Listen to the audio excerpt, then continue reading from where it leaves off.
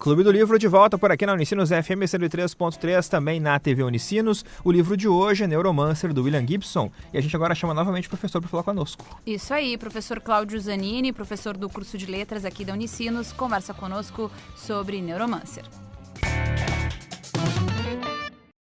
Quando a gente pensa em Neuromancer, a gente tem que necessariamente pensar em cyberespaço, pensar em cyberpunk e pensar em realidade virtual.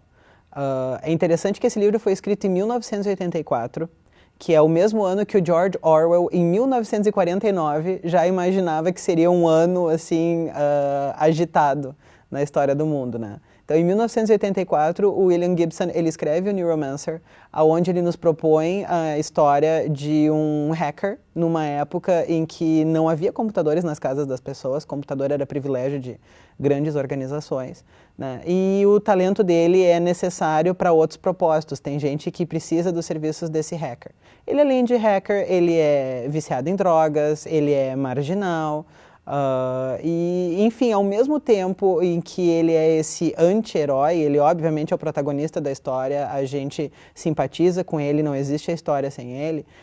Por outro lado, ele é um marginal. Então, muito se falou sobre que tipo de valores que o Neuromancer poderia estar estimulando ou trazendo. E também, muito em função disso, a gente pode e deve, eu acredito, associar a esse livro também um termo que se tornou clichê na academia moderna, que é contracultura, né? Então, é cultura, mas é cultura marginal. Esse é o Clube do Livro, TV Unicinos, Unicinos FM, Neuromancer, William Gibson. A gente estava comentando antes, então, sobre o resumo, né, da história, mas a gente não acabou não comentando ainda sobre o Intermute e o próprio Neuromancer, né, que são duas figuras bem importantes nesse livro, que são inteligências artificiais, que é outro conceito muito interessante que o William Gibson traz aqui para o livro. É verdade. E é engraçado como as inteligências artificiais são mais fortes que qualquer coisa. Os vírus não conseguem hackeá-las, as pessoas são vulneráveis a elas e elas conseguem se personificar, assim, conseguem aparecer como uma pessoa para ti. Elas criam aquele ambiente, né? Verdade, né? Tipo, porque a Matrix, na verdade, é uma coisa que existe aí, tu pode fazer o que tu quiser. É como uma programação hoje, né? Tipo, tu pode fazer o que tu quiser numa programação de computador, né? E aquela Matrix é uma inteligência que ainda consegue montar aquele ambiente da forma que ele quiser, né? Uhum.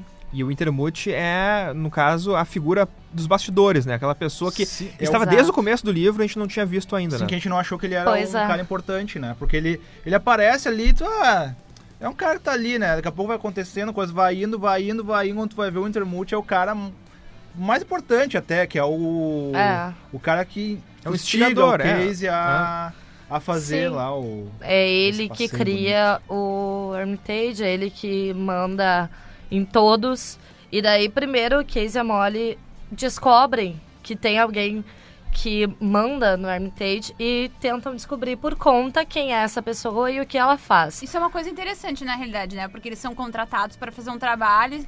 Tá, eles vão fazer um trabalho para o Hermitage. Tá, mas quem é que tá por trás do Hermitage? Quem é ele? Pois Vamos porque descobrir daí, quem é. Eles Tipo começam a pensar, assim. esse cara não teria capacidade de querer tudo isso. Não tem porquê. E aí eles tentam descobrir quem é, até que eles chegam no Wintermute. E a partir dali, eles começam a ter contato com ele. Realmente, ele chega na forma de pessoas que eles já conhecem. E dependendo do modo de falar, que eles conseguem perceber que não é aquela pessoa de verdade. Sim. Tem aquela... uma expressão... Não, tu é o Intermute. Tu não é a pessoa que eu quero falar. E aí vai indo nisso daí, né? E aí, como tu falou, eles vão descobrindo que é o Intermute, que é interessado. Querem descobrir o que o Intermute quer, porque desde o início ninguém fala o que é. Vocês têm que fazer isso. Mas por quê? Não sei, vocês têm que fazer isso. Ó, o saquinho tá... E ele fica meio tocando terror, né? O tempo inteiro, né? Tocando terror e vai indo, e a Molly vai invadindo lá o sistema, com o Casey por trás, né? E sem saber, até que chegar no final lá, tu acaba descobrindo o que é que realmente o Intermute queria. Mas isso é extremamente no final, né? São, sei lá, nos no apagar 4, das luzes, 5 assim. últimos capítulos, são 24 o livro todo. parece que é esse livro que o escritor tá desesperado pra entregar, né? Porque tu vai indo, todos os capítulos têm um tamanho grandinho E até. ele estava, isso que é curioso, porque ele foi contratado pra fazer o livro, ele tinha um ano pra escrever. E ele disse que ele não estava preparado para fazer isso, inclusive. Ele estava escrevendo um livro durante um ano que ele deveria ter escrito durante 5. Sim. Então ele correu demais para escrever esse trabalho. Eu acho que se ele realmente tivesse escrito com a calma que ele queria, a gente entenderia perfeitamente. Porque se tá. olhar assim, os capítulos iniciais, eles têm... No meu caso ali, como eu li um livro digital, apareceu como 15 ou 20 páginas no livro digital ali que eu tinha ali, né? Só que os últimos capítulos, os últimos 4 capítulos, 5, 10, exatamente. 8, o último tinha 4. Aí é que tá. O que ele mais aborda é toda a função, é até tu chegar lá. Aí, quando tu chega, tu pisca, acabou o livro. Mas é curioso porque agora vendo outro filme que pegou várias ideias aqui do Neuromancer, A Origem, do Christopher Nolan, que traz aquele grupo de pessoas que roubam ideias ou que colocam memórias também nas pessoas, e toda a estrutura da história é muito parecida com o Neuromancer. Tem o começo, né, que mostra o protagonista com problemas, né, que ele precisa fazer um trabalho para que ele possa voltar à vida dele que ele tinha antes, DiCaprio na Origem, o Casey nesse Neuromancer. Ele junta um time. Isso mostra bem no livro, tanto quanto na Origem.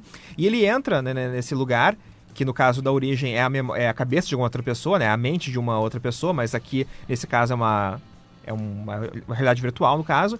E existem vários momentos em que está acontecendo alguma coisa com os personagens principais e tem outro grupo fazendo outra coisa para que meio que tire a atenção deles. Isso é Origem, na metade do filme tem essa cena exatamente, que tem um grupo que faz ali um trabalho para que... para que a mente da pessoa não descubra que está acontecendo isso, então eles fazem toda uma outra situação para que a mente não descubra que outro grupo está trabalhando naquele outro lado. É basicamente a Origem isso também.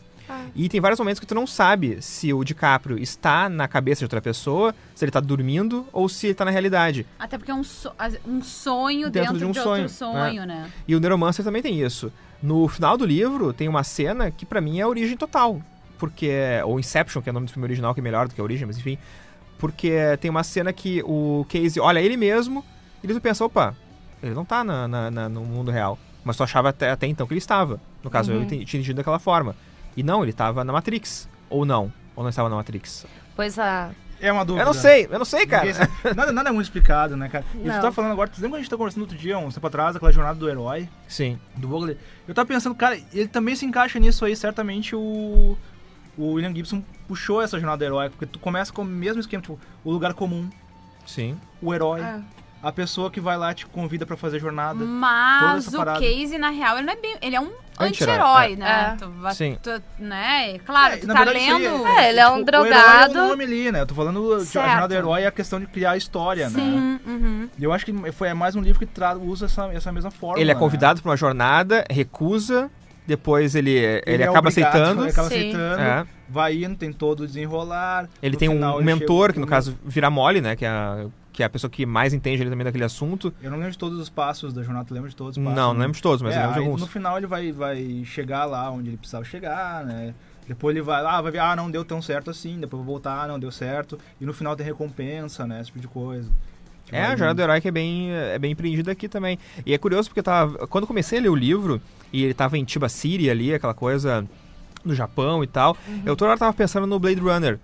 Porque o Blade Runner, ele não se passa no Japão, mas ele tem uma grande influência ocidental ali naquela Los Angeles futurista. Oriental. É oriental isso. Futurista, tem muitos noodles ali, pessoas do Japão, da China... E depois, quando eu fui ler sobre o Neuromancer, eu descobri que quando o William Gibson viu o Blade Runner, ele pensou, putz, o cara escreveu quase o que ele estava no filme era o que eu estava escrevendo. Porque foram meio concomitantes, assim, as duas produções. Sim. Claro, o Blade Runner é baseado num livro do Philip K. Dick pré-existente. Mas muita coisa que o Ridley Scott colocou na tela são coisas da cabeça do Ridley Scott. E todo aquele futuro meio sujo, cheio de neon, cheio de fumaça, era muita coisa que estava realmente acontecendo aqui no Neuromancer. Então, quando tu vai, enfim, construir, assim, na tua cabeça esses ambientes, né? Claro que a gente é muito influenciado por coisas que a gente assistiu, enfim. Mas tu consegue imaginar um local exatamente assim, que tem muita influência, tem muita coisa do mundo oriental, sim, esse lugar sujo, no ar, escuro, cheio de neon, sabe? Tu fica imaginando os lugares onde ele vai, os bares, as pessoas, algumas pessoas montadas de forma um pouco bizarras, né? Algumas montagens ali que não deram tão certo, enfim. E esses lugares, às vezes, meio claustrofóbicos, essas cidades cheias de coisas, sujeira. E é uma coisa à parte. Eu fico pensando em, sei lá, Ferro Velho. Tipo isso. E eu tenho a impressão de que é uma coisa meio à parte. Que existe esse universo deles, mas tem a parte das pessoas normais, por exemplo, quando eles voltam pro Sprawl. E aí tem as pessoas normais que vão ao shopping e ele fala do cheiro de praia e de perfume. Sprawl que é nos Estados Unidos, né? É Boston e Atlanta. Isso. São que é o Sprawl. Assim, eles juntam uma região lá e isso aqui é Sprawl. Exato. Uma região grande lá. Uma região tipo de uma ponta. E também tem aquela estação espacial também, né? Que as pessoas vão, os ricos vão, que é tipo Las Vegas, assim, deles. Que daí eu remeto a outro filme que é o Elysium. Que o Elysium tem aquela estação espacial que os ricaços só podem estar lá. O mundo é arrasado, né? É terrível. O planeta Terra é onde fica a classe mais pobre, né? Totalmente desgraçada no sentido literal da palavra, Sim. né? E aí quem fica no Elysium, fora, uma estação espacial, fora, enfim. Mais uma vez, só Neuromancer os ricaços. Como uma obra, sabe, meio base para a ficção científica de hoje. Exato, isso que eu ia dizer. Como ele é um dos primeiros que aborda isso fortemente, ele acaba servindo em alguns pontos. Talvez o autor, o diretor, nem quisesse tanto se relacionar ao livro, mas acaba de alguma forma, porque isso aqui é uma base para tudo que se vai fazer, né? Depois do intervalo, então, a gente vai falar um pouco mais sobre o final do livro e também falar, claro, sobre Matrix, né? Que é o filme que mais pega emprestado coisas aqui desse Neuromancer. Então não sai daí, não sai do Clube do Livro.